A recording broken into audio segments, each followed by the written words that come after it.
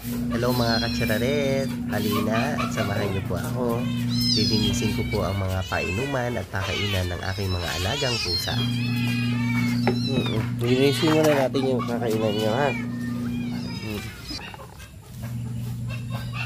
Kaya natin linisin.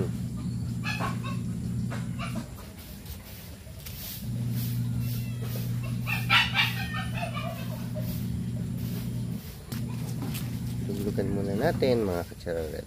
Mga katsararet, pagkatapos po natin itong i-brush, siyempre gumamit po tayo ng liquid soap, ay babanlawan na po natin. Yan po mga katsararet, binabanlawan ko na po siya.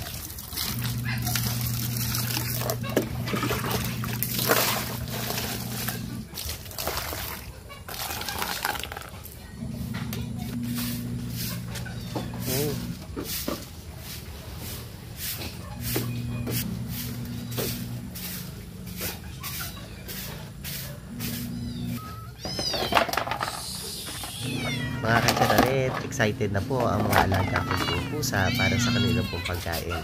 Kaya nga po, pinaghihiwa-hiwalay po sila kasi meron po talaga nag-aaway habang nagpapakain po tayo.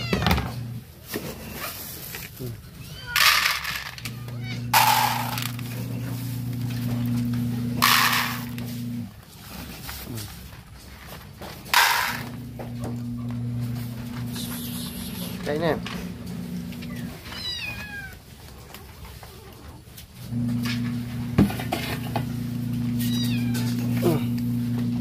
Kaya sa inyong lahat, maraming salamat po sa inyong panonood sa Katsararet.